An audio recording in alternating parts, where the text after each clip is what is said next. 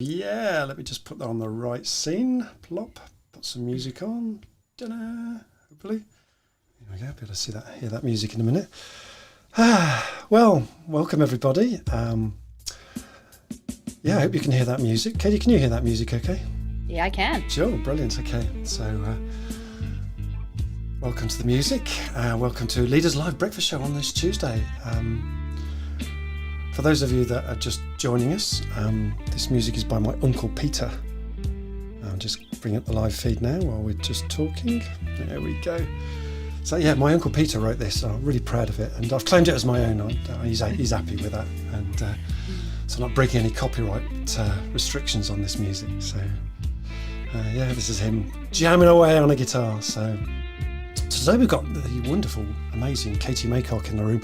So excited to have Katie's super extrovert nature in our room today. And oh my gosh, we've got quite a few people hanging out with us this morning already. So welcome to everybody. You know, wherever you are in the world, you're very welcome. Whether it's your morning, your afternoon, or your evening, depending where you are, very welcome. We're just counting down now, and there we go. Let's just put the music on to stun. There we go. Well, hello everybody. Welcome. It's a Tuesday morning here in the UK. Yeah, sun's out and it's 8:45 and we are live. I love that rhyme. It's just silly of me, but I just love that. So we're streaming out on LinkedIn. We're streaming out on YouTube, 2 Facebook groups and Twitter if it all hangs together. As I keep on wondering, I have no idea how it all works, but it seems to hang together. So good morning, good afternoon, good evening, wherever you are. Welcome to this Leaders Live Breakfast Show. So today I'm joined by managing stress and preventing burnout expert, Katie Maycock.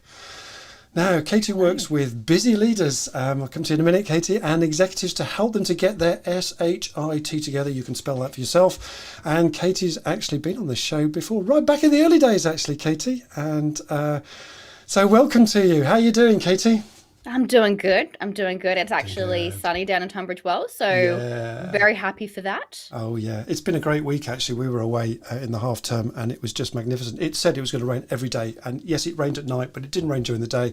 It was like phenomenal. So nice. Yeah, awesome. So glad to have you on the show today, and going to come back to you just in a tick. So quick teaser for you folks. While we're getting warmed up. So, okay, so you went to that interview. You got that job, right? Well done. And now your inner chatterbox says, well, what if they find me out? You know, what if I can't do this, hey?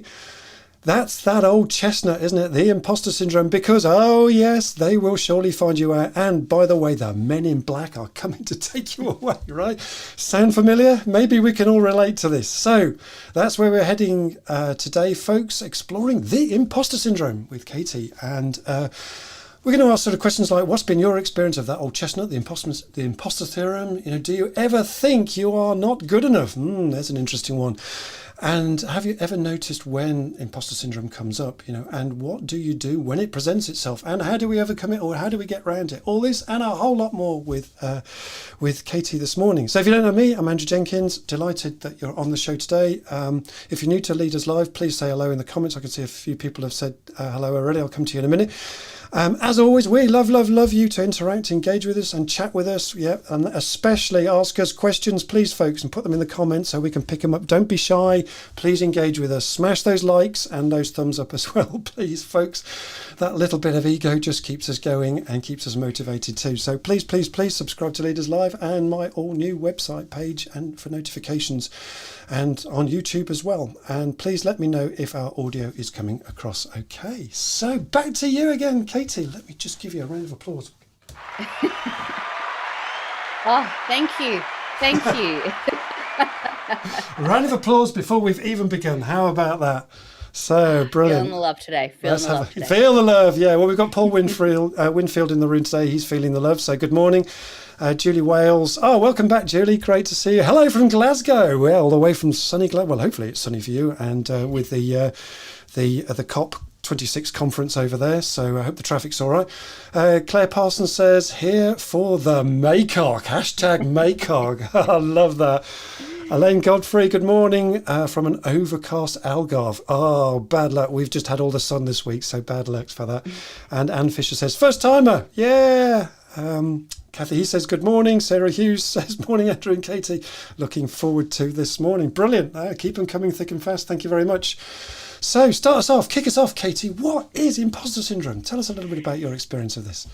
Yeah, so imposter syndrome for me, I mean, to be fair, I think everyone suffers from a little bit of imposter syndrome, but for me, I've always found myself being put in these situations where, I put myself in these situations, so it's not other people put me in these situations where I end up going into them like a bull in a china shop. I'm like, yeah, I can do this. Like, I've got this. And then, and then all of a sudden that little voice in the back of your head starts chipping away going, who do you think you are? Do you really think you can do this?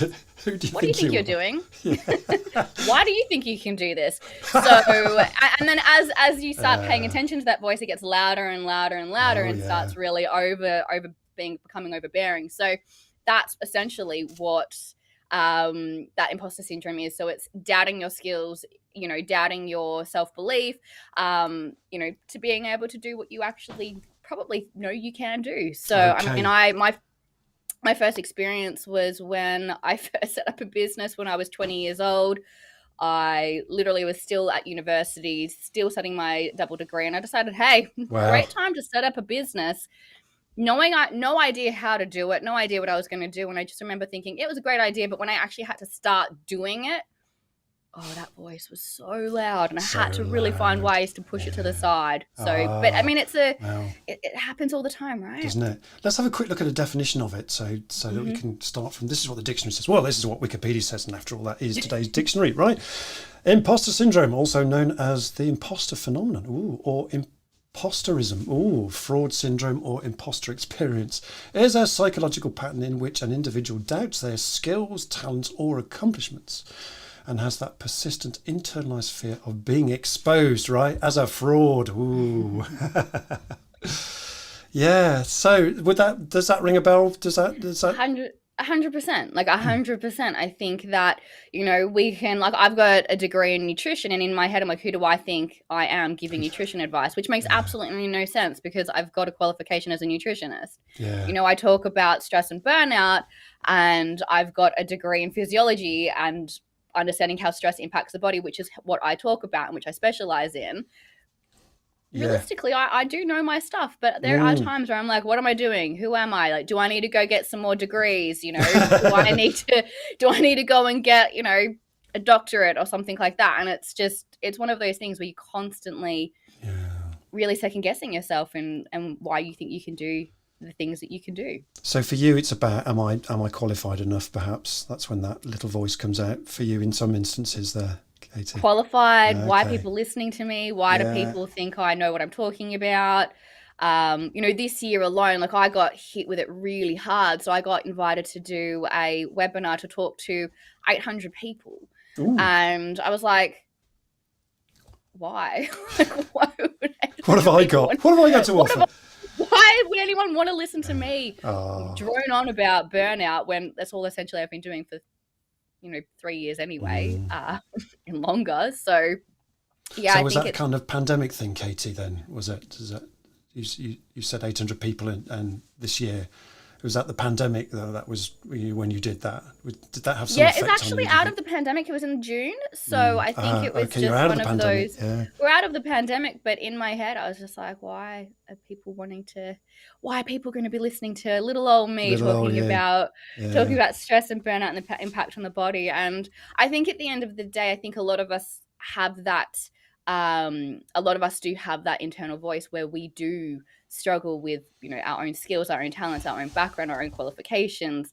I've set up 3 businesses. 2 of them failed miserably. The first one and an almighty glory did it fail. And, when I set up my second business, I moved to the UK. I only had $10, not pounds, $10 in my bank account. Wow. Decided to set up Get Your Shit Together. Yeah. And then only a month ago, I launched a second business, and I had imposter syndrome while doing that, and I still have imposter syndrome while doing that. Oh, right. Okay. Sorry, I'm just trying to get this to be the right size for us so we can see the comment. So Claire Parsons says, I listen to you all the time. Your your shits. There you go. Brilliant. Okay, let's just pop that out to one side for a moment. So let's just get a little slide up here, a little bit fact sheet here. This is got this from the internet, so the little accolade is down there on the bottom. So things you beat yourself up for, stuff out of your control, stuff everyone has literally already forgotten about, stuff nobody else even noticed. Isn't that true about the things that we beat ourselves up for? Only we're beating ourselves up. Everybody's moved on, right? Mm-hmm.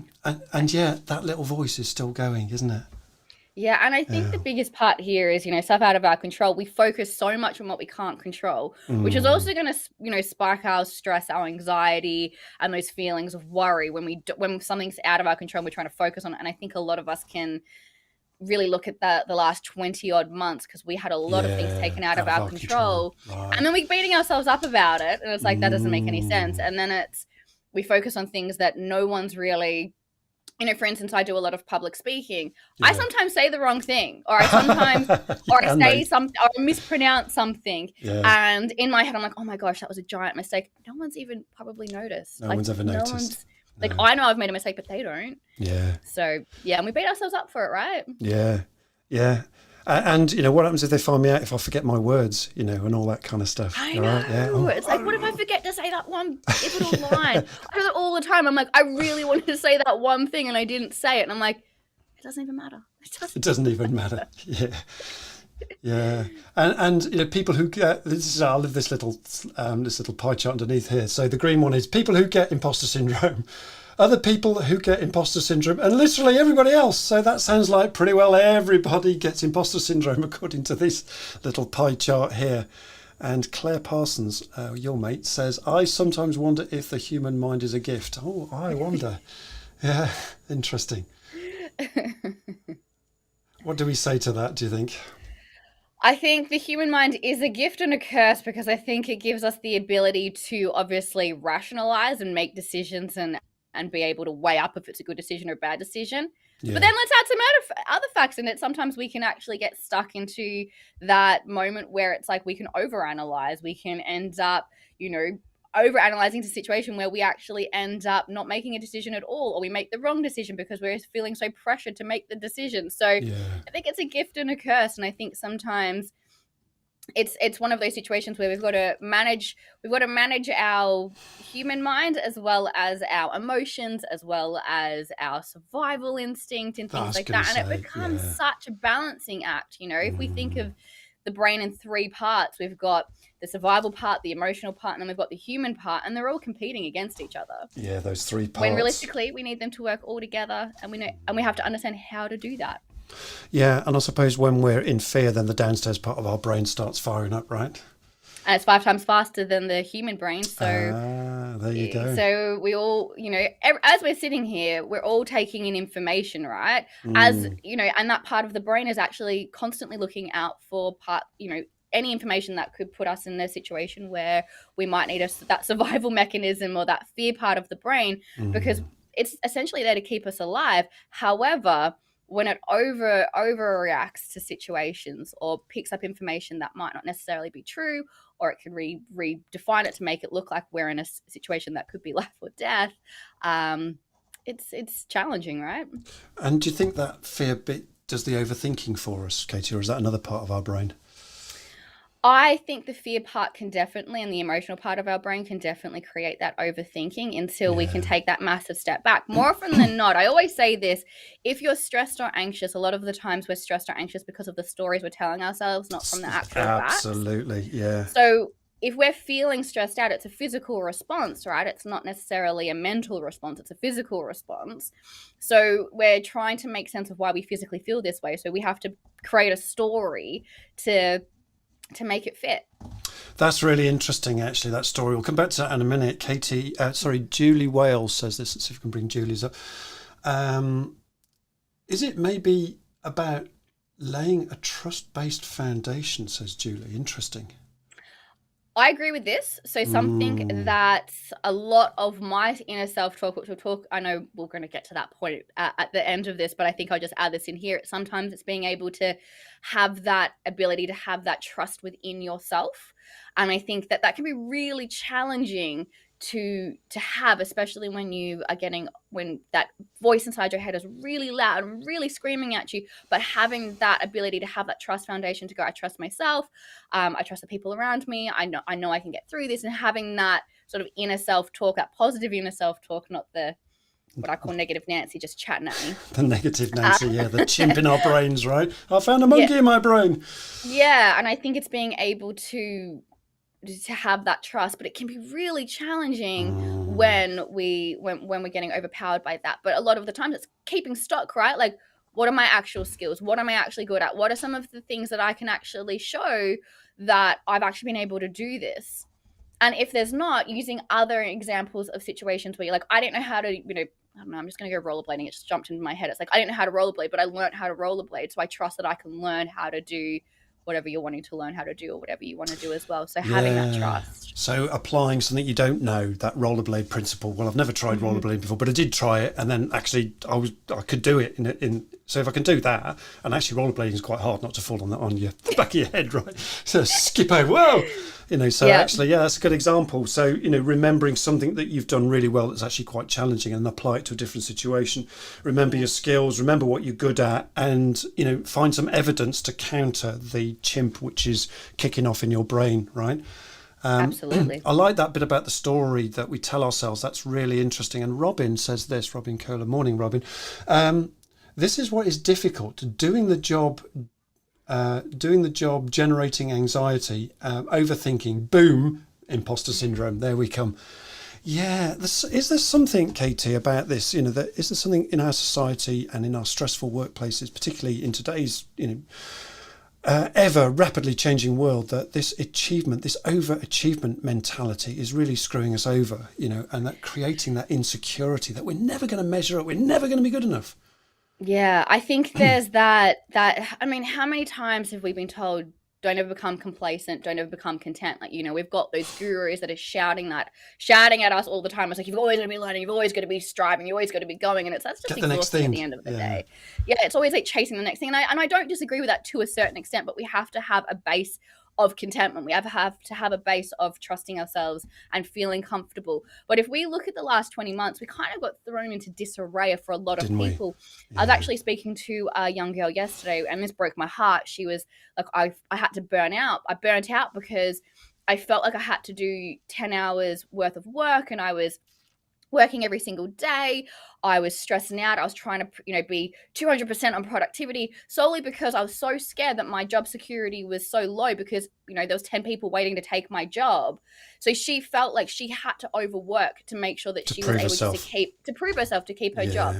And I think that we live in such a society where everything's super fast paced.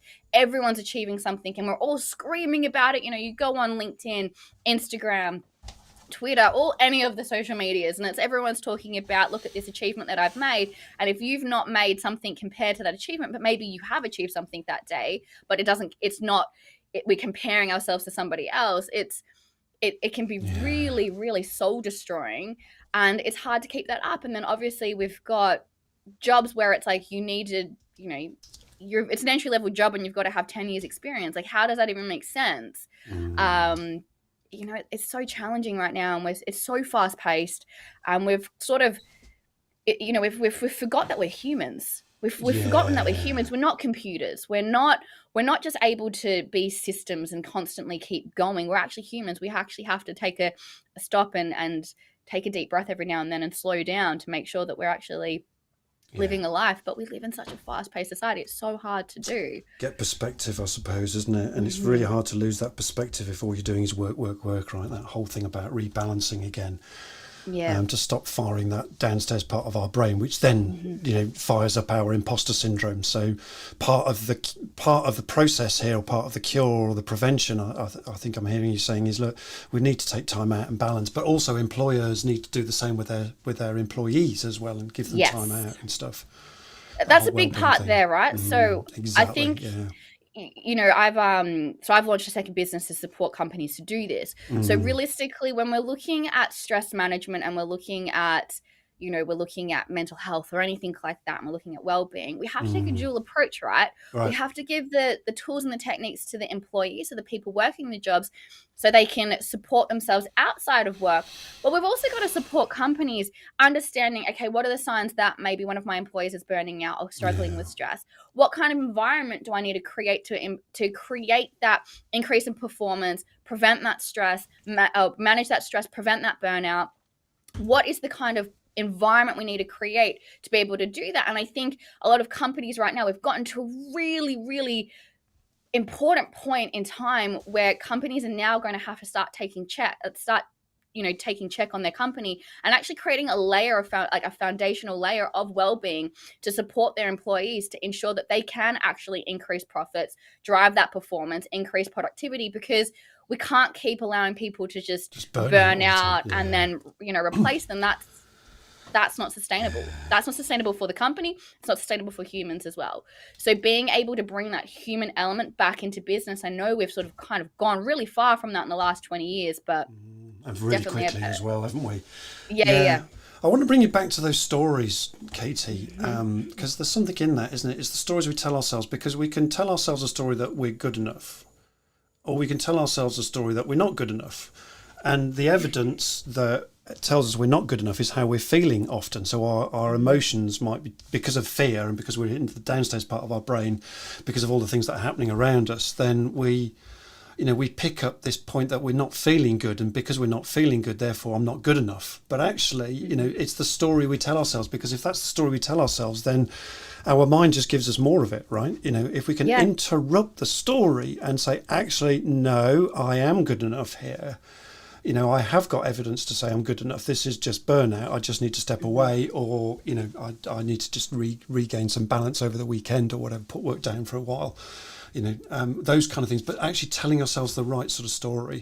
What say you, Katie? Yeah, I think that we're always going to tell ourselves stories, because it's the way that we're going to make sense of the information that we're taking in. It's the way that we're going to process our emotions. So we've got to be really careful on the stories that we tell ourselves. So there's obviously the stories that we can tell ourselves that are going to keep us and drive us forward. And it's really easy to tell us a good story when everything's going really well. We're achieving what we want to achieve, and we're getting all those positive reinforcements and things like that. Yeah. But it's really easy to then, listen to the story of, like, you're not good enough, like that person had a go at you, or I didn't achieve the goal I wanted to achieve, or whatever it is. And we have to really take note of the stories that we're telling ourselves. So something that I always talk to people about is listen to the story that you're telling yourself and pick apart the facts. Yeah. Like, what are the actual facts? Come back down, start using that executive functioning part of the brain and actually analyzing which part of this story is true and which part of this story is fictional.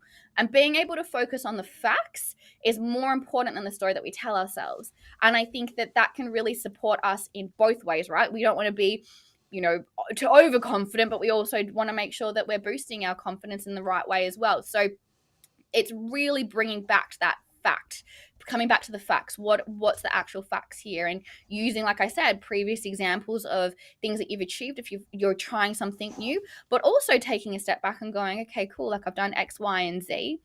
These are the facts, and this is what I'm going to live in. Yeah. Rather than living in the made up story that we've made up ourselves. And I think made up story, I like that. Yeah. So actually, the bad stuff is the made up story, right? Because our emotions are telling us that, but we're just making up that story. Actually, we've got other evidence. And as you said, if we take 5, I think take 5, return to fact-based and evidence-based, actually, is this really true? Yeah. And take that 5 minutes. Wow. Yeah, that's, and Claire says this. Let's just bring up what Claire's brought up here about company culture. A company culture that cares is key. Yeah. And they're not sure what to do and how to create that. Yeah. And this is a problem, isn't it? That, how do we create that? So the right now companies are in a really interesting state. Do I think all companies are doing the wrong thing? No, I think companies are trying to do the right thing, but they also have to make sure that they're making a profit so they can keep people employed. So they're still trying to pay their people. So there is this element of, well, how do we create a culture when we've already started to try and sprint a marathon? So, essentially it sounds counterproductive to actually slow down, take take note, take inventory of what's going on in the company and what you can actually change. And it doesn't have to be dramatic changes. It can be small changes. I think one of the biggest things that I talk to a lot of companies about is like, we started talking about vulnerability and no one's being vulnerable with us. And I was like, well, you've run a company for 10 years. You've got people that have worked there for 3 years that have never been vulnerable and never been given the opportunity to be vulnerable. And now 1 month you've just said, hey, let's be vulnerable. Let's create let's create a space where we can talk about our feelings and no one's trusting us. Like, well, no, you've got to regain that trust and it's going to take time. But you have to look at it as a long-term goal. And I think companies at the moment, they need to take note, they need to take inventory, and they need to create the changes, but there's that fear for them as well of lowering profits, potentially not being successful, potentially having to make people redundant, which companies don't want to do. I think a lot of people are like, oh, they made me redundant, they didn't care. It's like, well, it depends on how they made you redundant, but companies do care about that, in my opinion. Elaine says this, see if I can just resize this so we can so move it over here. So I'm a great believer in sticking to your knitting. Do what you do very well and gradually learn other things as you go along. Life is not a race. Enjoy the journey. As a former CEO of a legal firm, I speak from personal experience and the importance, grab it so I can see it, and the importance of good work balance for some people. Just getting out of bed in the morning is an achievement. Unless we have good life balance that suits us and we are all different, then we become ill. Guaranteed. Spot on. 100%. And I think that this is something that's really important. Something that Elaine just said there is you've got to meet yourself where you're at. Yeah. And that's really difficult for people. It's easy in a world where we're constantly comparing ourselves to other people because of social media, all that kind of stuff. Yeah. It's easier to go, well, Joe Bloggs down the road has just bought like $1 million house and, he's got a Lamborghini and a Ferrari and I've just made, 30,000 pounds for the year. Like that sucks. And then it's like, well, hang on a second. You got to meet where you're at. Maybe last year you'd only earned 10,000 pounds for the year. So essentially you've tripled your business. So I think it's meeting you where you're at and where your skills are at. And I think that comparison, I love this quote, which is the comparison is the thief of joy. Oh, and so, comparison is the thief of joy. I love that. Very nice. That's a good one, isn't it? Very nice. It's a good one. So, Elaine, that was a really good point. Meet yourself where you're at because, like she said, just getting out of bed for somebody can be an achievement and that's important to stick to. Yeah. And little by little, we can overcome our barriers as well by just 100%. Yeah, step by step. When I was at 3i, so that was my last big corporate job, and I really enjoyed working for them, but they were hard working for you. They expected a lot, big pound of flesh. But I always used to find, work was kind of like really easy for me and I used to enjoy it. And I felt guilty because other people found it really hard. And I'm thinking, what am I missing? Maybe they'll find me out that, I'm enjoying myself too much here. And I'm just finding this really easy, and what is it that I'm missing that everyone else is finding it really hard? And that was kind of my imposter syndrome, really. Have you come across that kind of imposter theorem where it's not hard, it's easy and you feel guilty for it being easy? Yeah, so funny story. So when I first went into recruitment, so if you've ever worked in recruitment or the recruitment industry, it is tough. It is challenging. And as a rookie, you're literally thrown into the deep end. There's minimal trouble. When I first went into recruitment, it was like sit next to this person and just copy what they're doing and see if you can be successful. So when I went into recruitment, it was right after my first business failed, which is a very, very interesting story. I'll tell you that another time. So I was already kind of like a little bit nervous. I've been trying to get a job in the corporate space and no one wanted to hire me. It took me 3 months to get a job and I fell into recruitment, as you do. So I was already kind of feeling a little bit low about myself, but I finally got this corporate job in recruitment and I was one of the youngest people, one of the youngest and one of the only females in the company. And I was told, you will not make a placement within the first 6 months of recruitment, and you probably won't even make it through the recruitment world. And I was just like, wow, okay, that's really terrifying. I really got set up for, success there, didn't I? However, it did because I'm one of those really competitive people, like an internal competitive person where I'm like, I will show them what the underdog can do. And within the 6 months, I blew everyone out of the water. I was rookie of the year. In my first month, I made 2 placements. I think I built 160K in six months, which was good for my industry and what I'd done as a rookie as well. So yeah, like I really did find it easy to do. And I didn't understand why I was good at it. I didn't understand the processes that I was taking. But I remember being in that situation. I'm like, is this just rookie luck? Is this just like, I just started like doubting myself. I was like, is this just rookie luck? Am I just getting lucky? Like, Brilliant. why is this working for me? And then, you know, that kind of thought was overpowering as well. So 100% I've had that. Yeah, I get it. Yeah, thank you. There's a couple more comments coming in. Keep your comments coming, by the way. We'd love to hear from you and what your experiences of imposter theorem and your stories while we're doing that. We had Steve Smith on the show the other day, and we were talking about leadership and the dark side of leadership, and he was brilliant actually. And Elaine was there.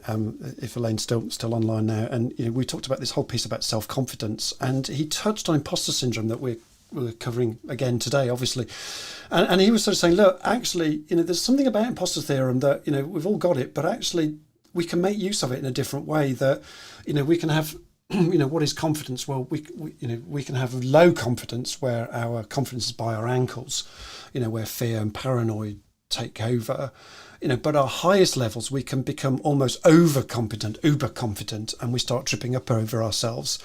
And so this imposter theorem is almost like a needle which keeps us kind of centered somewhere where we need to be without getting too confident, and, you know, just bringing us back out of actually, you know, this fear zone, and just being in the middle of that as just a good checkpoint for us.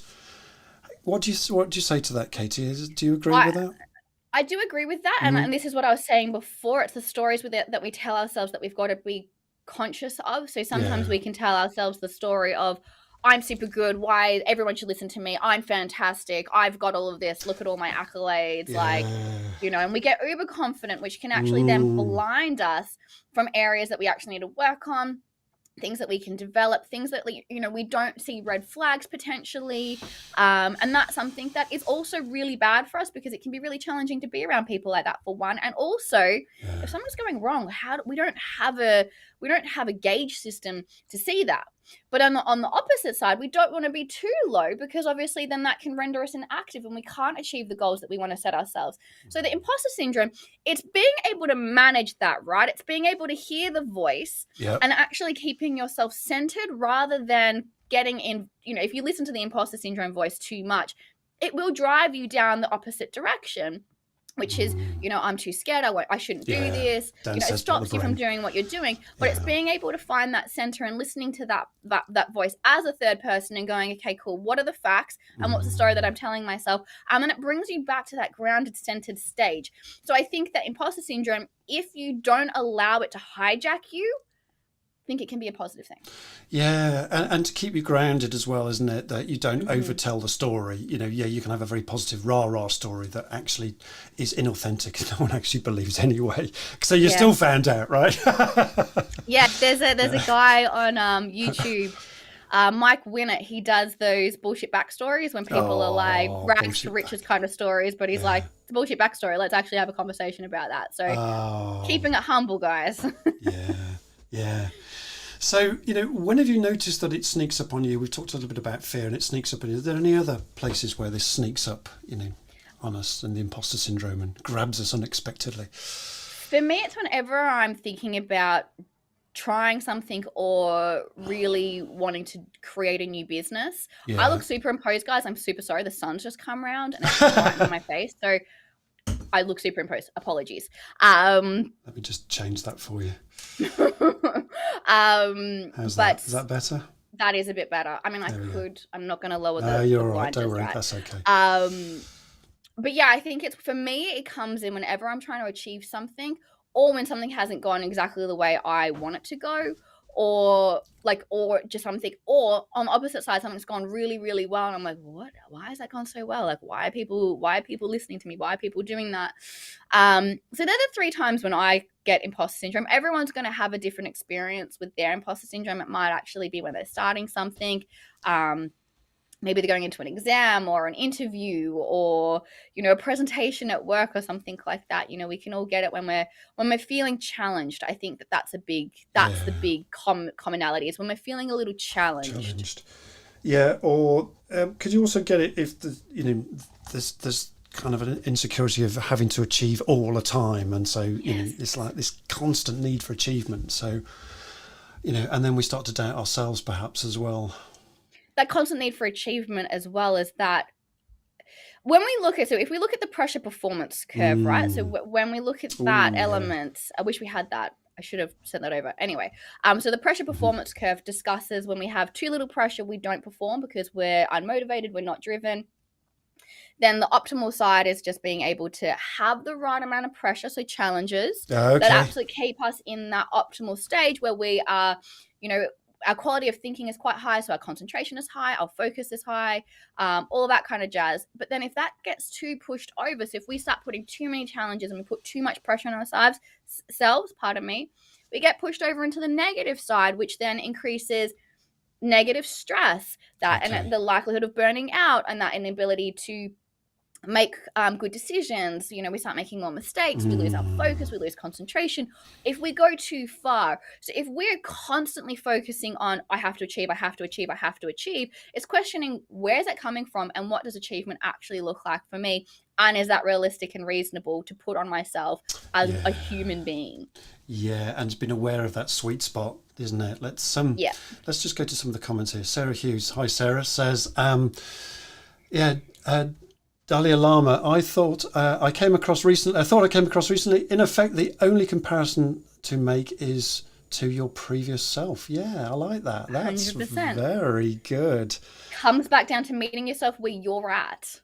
Yeah, absolutely. Yeah, which you touched on earlier. And Sarah just requotes the quote that you were talking about, where the quote, "Comparison is the thief of joy." You mentioned that earlier, I think, didn't you? Or a similar quote. And Elaine just touches on things like DISC and profiling, really important predictors that identify points of burnout based on your kind of colour blend and colour preference, where you're likely potentially to fall over under a lot of stress because of your sort of colour preference type, if you like, or your personality or behavioural tendencies. I would hazard a guess that the DIs are up there for burning out. Yeah, wouldn't they just? Yeah, funny enough. Yeah, yes. Yeah, I recognise that for some reason. Maybe it's because of that DI thing. Yeah. Well said, Elaine. Yeah. I think we can identify with that one. Yeah, indeed. Lovely. Okay. So, what strategies have we got that can help us to overcome this? We've talked about a few of these, but something that just occurred to me is fake it till you make it, Katie. Can we use that as a strategy?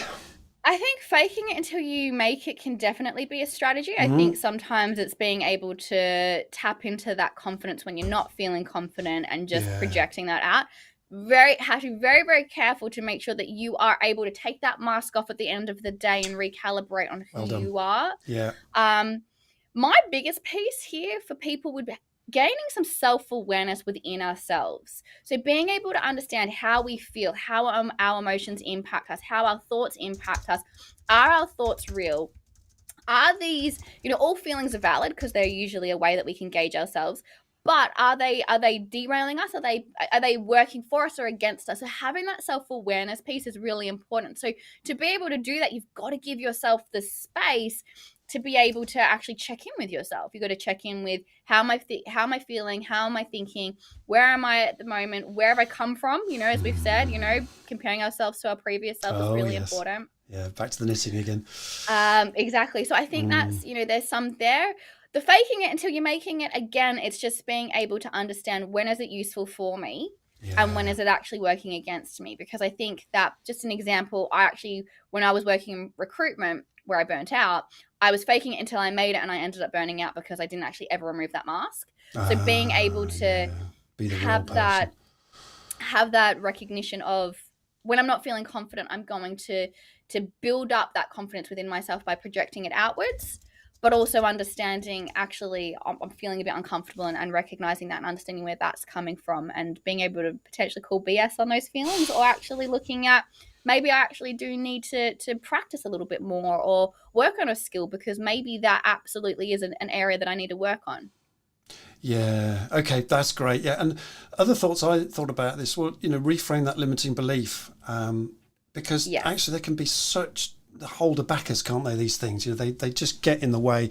One of your mates, I think, in the comments, I think it was Sharon Moffat, I don't know where she's listening, she said, well, I have a magnet on my fridge that says I am good enough. And I thought that's brilliant. I like that. So that constant reminder of actually, no, I am good enough. And that simple phrase, because our limiting beliefs come in small packages. I'm always not good enough. I'm never not good enough. I always fail at stuff. They're small little pithy statements that are highly generalised, and there is a brilliant statement. I am definitely good enough. On the fridge door. And I think at the end of the day, it's again coming back down to proof that that's not true. Correct. Yeah. Just proof remembering that that's not true. Yeah. Write down, like a really good thing to do is write down some of the things that you have achieved. When you're having those thoughts, you can actually look at it and go, hang on a second. Yeah, anchor back for me, to it's those like good I points. moved to the UK with $10 in my $10, not pounds, like I said, in my bank account, and I'm still here 3 years later. Yeah, and probably with a few more pounds now rather than dollars in your bank account. So that also, that telling the right authentic story about ourselves is massively important, isn't it? And not to over exaggerate the story based on the things that we're not, we all have bad days, right? And not to focus on the bad days, but to focus on the good days and anchor those good days, because they are the things that drive you forward to remember, that great period of work that you did, or, that thing that you overcame, or as Elaine just says here, if I can link this up nicely, Elaine says, I was also a woman in a man's world, and there's a song in there somewhere, Elaine. And the reason I did my MBA in the legal practice, I call it my Up Yours MBA. Yeah. You talked about qualifications earlier too, as I was the only one in the firm of 1,300 lawyers with that degree. Yes, my ego gained a huge lift, and the chaps ended up with imposter syndrome from little old me. Get your own back time, Elaine. Yeah. Okay. So it's having those stories about, as Elaine's just said there, to remember that kind of story. Look, I got this qualification. That means I'm as good as you, mate. Yeah. I think it's being able to really, I think it really is being able to listen to your story, gain the facts, gain the facts that are actually going to prove you right or wrong, depending on the thought process at the time, and keeping that stock, keeping your stock high. Yeah. Keeping yourself. Sorry, say that again, Katie. Keeping your stock high. So where it's being able to really understand where you're at. So a lot of the times it's being able to kind of call BS on those stories. We all have those stories, right? We all have those stories saying, I'm not good enough, I need this, I need that. But at the end of the day, it's being able to go, hang on a second, look at what I've achieved. This is where I'm at. And being able to ground yourself back into reality and coming back down to facts. Interrupt the story. Exactly. Got it. Yeah. Take 5, rethink, call back. Reframe. Brilliant. Katie, that's really brilliant, and thank you for a fantastic fast-paced session this morning. I certainly enjoyed it, and I hope everybody else on the line found it food for thought for you. Thanks, Katie. So thank you. So for helping you manage your stress levels and calling BS on some of the stuff that you've got to do, and getting your SHIT together, please contact Katie directly via the LinkedIn link, which I'll put in the chat later on, just to link Katie directly to this, which I think she already is, but just in case she isn't, that'll be sorted. From my side, I'm founder of the CEO community called Inspired CEOs, and Katie's been a guest on our Game Changer conversations a couple of times, actually. And if you're a CEO of a business owner with staff, then I'd love to invite you for a free week or two, to join our community and experience our game-changing conversations, the hot seats. Simply contact me for that discussion. And also, if you're looking for any help on high performance teamwork in your business, you can find more details on my website. So I'd really appreciate you looking at that. So quick word about Leaders Live before I talk about what's coming on next week. And Elaine, that might be interesting for you as well next week, which I'll come on to in a moment. But so set up Leaders Live really with a purpose to edu-tain, and I'm thoroughly enjoying this. Every time I get up on a Tuesday, it's like, it's Tuesday, especially when it's Katie Maycock, right? to explore your high performance topics via informal fun, back and forth chit chat with interesting people just like Katie and Steve Smith and other people that have been on, with a mindset and a passion to help leaders and businesses succeed in these rapidly changing times that we're living through. And, you know, for me, I do this because I think this is important times that we're living through right now, these rapidly changing times, and we need to change the business agenda and get success through the people factor, is my belief. So, you know, I really believe in this innate superpower of I to the power of we. We can't do it alone. We've got to do it together. So next week's Leaders Live show, folks, will be Tuesday the 9th of November at the same time, 8:45. Rob Scott will be joining us, and he'll be talking about using AI to develop emotional intelligence. And all things DISC as well, he talks about. He's extensive in that area as well. Rob was a professional international rugby player. He's also been a CEO. He's now a CEO. He likes to talk about elite emotional quotient, emotional intelligence and execution and performance, and has taken DISC to elite levels. So I'm sure Elaine will find that very interesting. She's probably with him all the way on that. A few weeks ago, we had Sonia Home talking about behavioural preference profiling, and you know, this topic will be another interesting and useful perspective, taking that a little bit further in a slightly different way, perhaps. So I'm looking forward to that. I hope you will too. So be there or be square, folks. So, Katie, thank you again for joining us this morning. Great to see you on the Leaders Live show. Thanks for all your comments too, folks, for just enjoying being with us and kicking back with the Maycock this morning, as Claire Parsons called you. Hashtag the Maycock. So that's all, folks. It's a goodbye from me and a good day from Katie. Thank you very much, folks. Yeah. See you again soon. Cheers now. See you later. Again, Katie. See you later.